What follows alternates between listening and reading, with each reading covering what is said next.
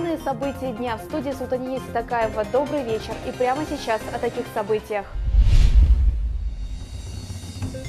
В Крыму открылся 5-й Ялтинский международный экономический форум. В мероприятии участвуют 1000 представителей из 80 стран мира. У крымской Золушки исполнилась мечта. Дворник Татьяна Пантелеева отдохнет в Москве.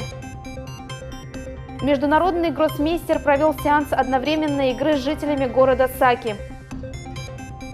110 лет со дня рождения крымско-татарского художника Амета Устаева отметили в Республиканской крымско-татарской библиотеке имени Исмаила Гаспринского. Премьеры на сцене и симбиоз современных композиций с классикой. В Крымско-татарском музыкально-драматическом театре прошел концерт народного оркестра. Сегодня в Крыму открылся 5-й Ялтинский международный экономический форум. Продлится он 3 дня. В мероприятии участвуют 1000 представителей из 80 стран мира. Общая сумма соглашений, которые будут подписаны, превысит 162 миллиарда рублей. В научно-технической и культурных сферах уже подписано соглашение о сотрудничестве правительств Крыма и Южной Осетии. На площадках форума проходят различные мероприятия. Мы сегодня говорили как раз об инвестициях. У нас сумма инвестиций за прошлый год составила 296 миллиардов. Это рекордная сумма, потому что еще в 2015 году инвестиций было 43 миллиарда. И мы сегодня хотели говорить не о том, что будет в дальнейшем. Хотели рассказать, что те инвесторы, которые не побоялись и зашли к нам в 2015, 2016, 2017 году, они уже сегодня могут говорить о своих успехах. Также в Ялте прошел брифинг официального представителя Министерства иностранных дел России. Генеральный директор телеканала «Миллет» Эрвин Мусаев пригласил Марию Захарову на праздник Хадырлес в Крым. 4 мая будет проходить крымско-татарский праздник Хадырлес. Он называется. В том году он собрал до 50 тысяч крымчан и гостей Крыма. Очень такой колоритный праздник, который раскрывает богатство нашего народа. И хотел бы вас пригласить. В это время как раз будет цвести глициния в Крыму. Да. Это будет такое очень хорошее время. И приглашаем вас. Спасибо. С удовольствием мы это сделаем, например. Весь Крым и крымские татары будут вам благодарны за ваше участие. Спасибо вам большое. Спасибо. 20 апреля в республике отметят День возрождения реабилитированных народов Крыма. Праздник приурочен к 5-летию подписания президентом России Владимиром Путиным указа о мерах по реабилитации армянского, болгарского, греческого, итальянского, крымско-татарского и немецкого народов и государственной поддержки их возрождения и развития. Мероприятие будет проходить в Крымско-татарском академическом музыкально-драматическом театре. Для гостей готовят большую программу. Будут работать национальные павильоны, фотовыставка и фотозона. Кроме того, запланированы мастер-классы по традиционным ремеслам и демонстрация национальных костюмов. У нас большое мероприятие само планируется проведено с концертной программой, которой будет представлена большая и новая программа.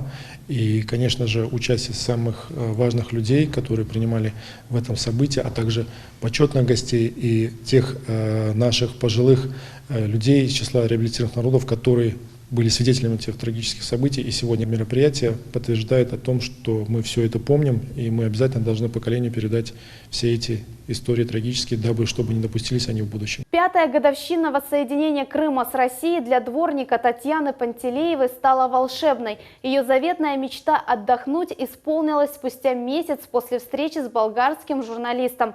Борис Анзев, преодолев расстояние в более чем 2000 километров, чтобы исполнить желание крымской Золушки. О том, как прошла встреча, знает наш корреспондент София Шукурова. Это для вас, от меня. Приехала за вас, чтобы взять вас, забрать в Москву. Как я обещал. Да. А я вам обещала пирожку, мне тоже принесла пирожки. Так Татьяна встречает гостя. Пирожки с грибами и капустой приготовила с душой. Болгарский журналист оценил ее кулинарные способности и с большой радостью принялся угощать прохожих. Это чаще всего женщина напекла, она убирает здесь, еще и пироги напекла. Спасибо и скажите.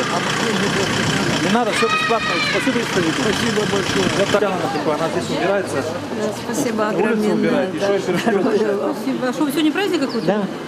Каждый день праздник. День рождения. Что это такое? С грибами и с капустой. Все, спасибо большое. Спасибо и скажите. Спасибо вам. Это уже не первая встреча Бориса и Татьяны. Ровно месяц назад, 18 марта, они встретились на улице Карла Маркса. Борис Анзев был поражен чистотой крымской столицы. Именно тогда он заметил кропотливый труд Татьяны и ее желание делать город чище.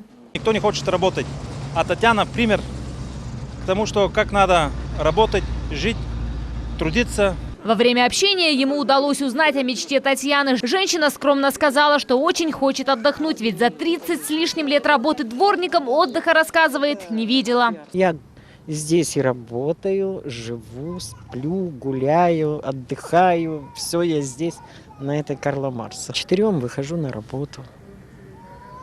Работаю 7 часов. Отработала 7 часов, пошла домой. Вот весь распорядок. Это 6 дней в неделю.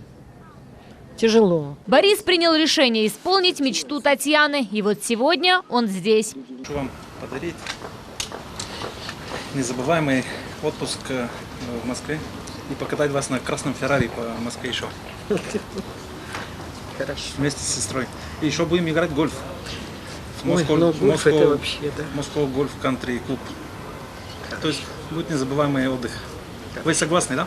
Татьяна с радостью приняла подарок. Для нее это стало неожиданным волшебством. Столица без меня грязная будет. Если ненадолго, как он обещал на выходные дни, то да. У меня животные, я одна, у меня некому за ними смотреть. Скоро крымская Золушка отправится в Москву на самолете. В ее жизни это впервые. В столице для нее запланированы экскурсии по достопримечательностям, прогулка по Красной площади и незабываемые эмоции. София Шукурова, Рамазан Аливапов, телеканал Миллет.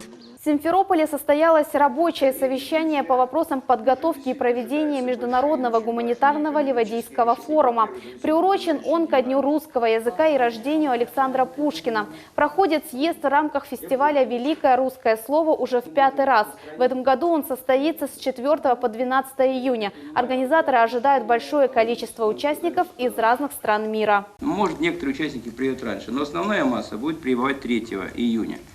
Значит, задача-то какая? Все прибывают через аэропорт Симферополя. Значит, задача одна – встретить,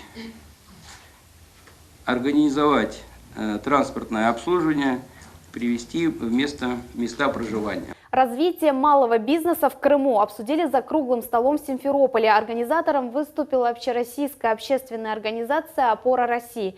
На мероприятии прошла также консультация предпринимателей по вопросам нарушения их прав органами государственной власти. Малый бизнес в Российской Федерации должен вырасти практически в 2 раза.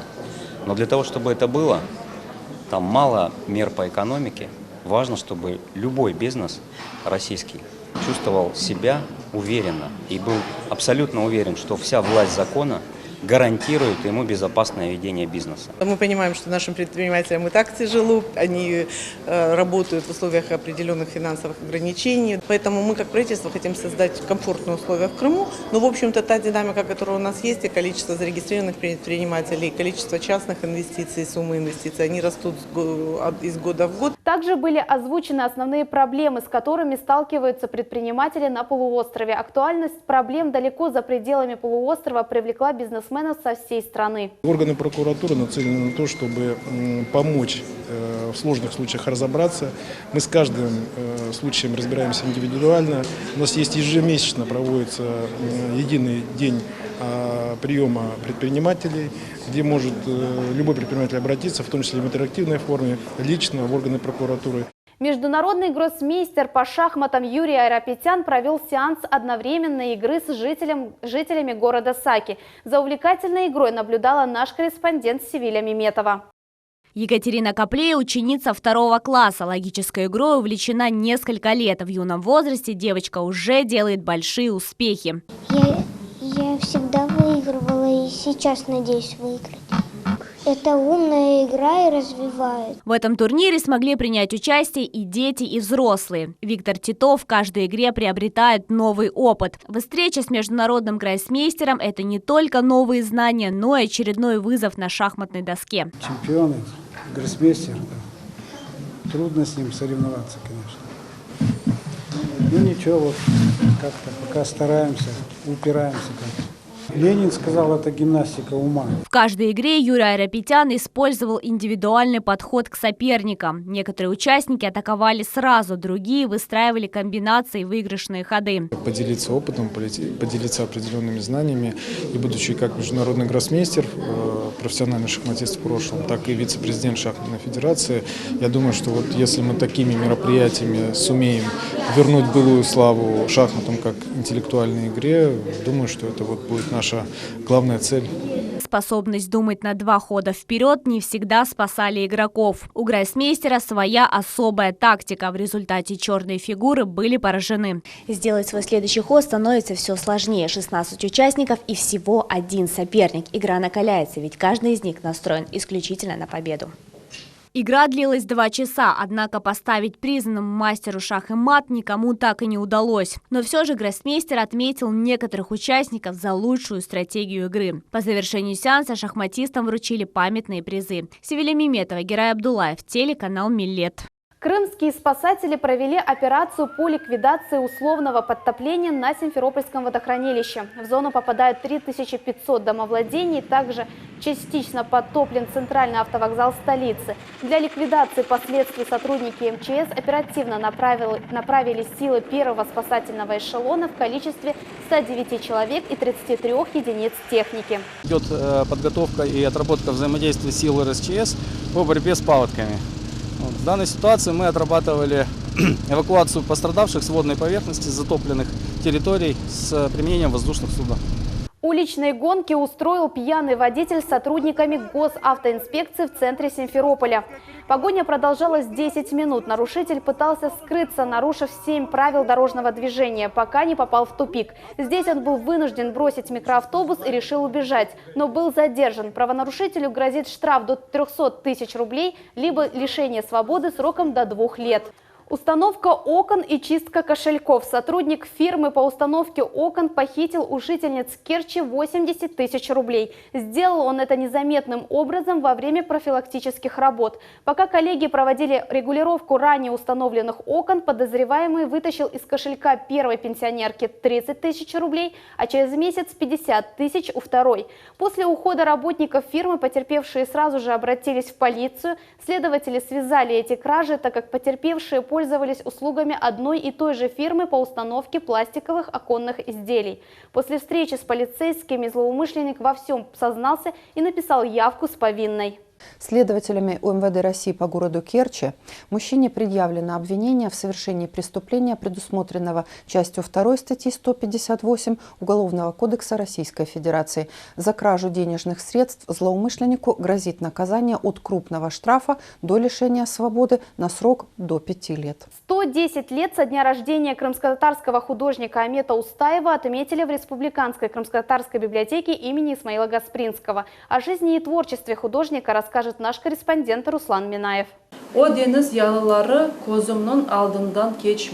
Сотрудница библиотеки имени Гаспринского Севиля Ханум читает стихотворение Амета Устаева о Крыме и о тоске по родине. Он написал его в 1986 году. Вернуться домой так и не смог. Искусствовед Эльмира Черкезова была знакома с художником и рассказала о его нелегкой судьбе ученикам Крымской гимназии для одаренных детей. Он очень много хотел создать.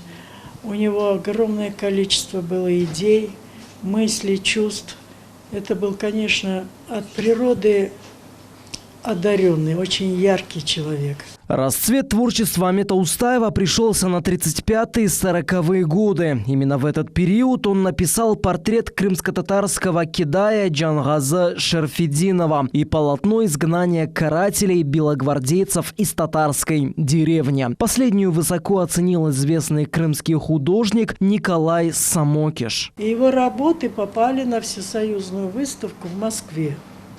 И директор художественного заведения Абдурифи Абиев сказал, что после окончания училища мы тебя направим в Париж, во Францию. Вдали от родины художник не сразу смог продолжить свой творческий путь. К любимому делу вернулся спустя 16 лет. В эти годы Амет Устаев создал серию акварельных пейзажей. Часть его картин представлена в Крымско-Татарском музее культурно-исторического наследия в Симферополе. Мухаммед Зикиреев, Руслан Минаев, Герай Абдулаев, телеканал «Милет». В Крымско-Татарском музыкально-драматическом театре прошел концерт народного оркестра. Премьеры на сцене и симбиоз современных композиций с классикой. Насладилась музыкой и наша съемочная группа.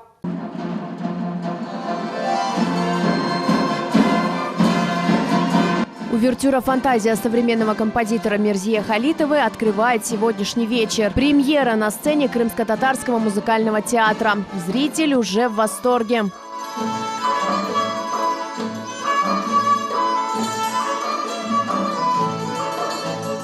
Солист, главный герой оркестра Онифе Дерман, дебют. Играет на кеманче, крымско-татарском народном инструменте.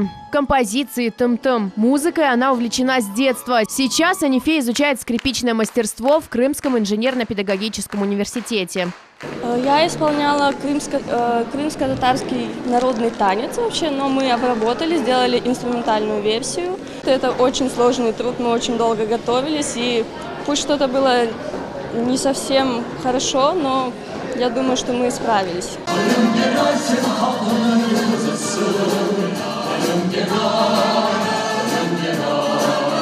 В программе вечера произведения различных эпох, стилей и жанров. Хорошая игра на контрастах прошлого и настоящего. Музыканты исполнили композицию крымского хана XVI века и современный саундтрек к мультфильму.